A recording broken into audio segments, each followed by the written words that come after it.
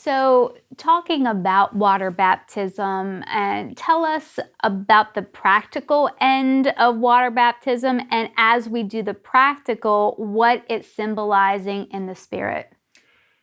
Well, the way we believe, as far as water baptism is that you go in the water, you go under the water, and you come up out of the water. So we basically believe in submersion. We're not going to criticize those that don't believe that.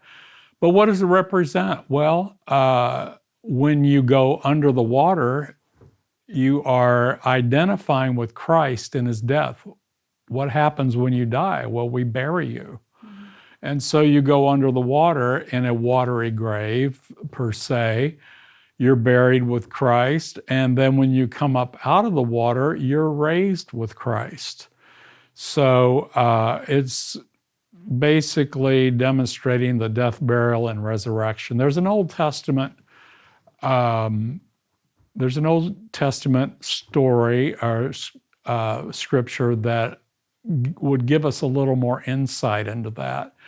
When the children of Israel left Egypt, they came to the Red Sea, and Pharaoh decided he's going to chase them down and bring them back into bondage. Well, we know that God spoke to Moses and told him to raise his rod over the sea parted.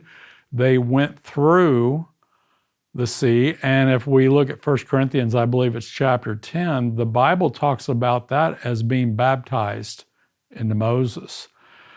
But what happened was when the Egyptians came along, they decided again that they want to bring them back into bondage. So they chased them into the water. Well, the Israelites made it through to the other side, and Moses raised his staff over the water, and the water came back onto the Egyptians and destroyed the Egyptian army that was trying to bring them back into bondage.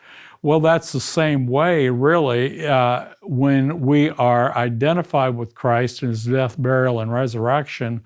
We are delivered from the power of Satan because, as a matter of fact, Moses told them, he said, you'll not see the Egyptians again.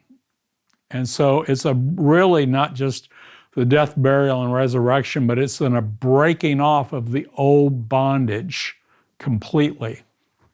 And so we can rejoice that I believe that when we do it by faith, people can be delivered from addictions. They can be delivered from sin. They can be delivered from sicknesses. They can be delivered from things that they've tried to get free from for years. If they'll believe in faith, and God will deliver them from those things.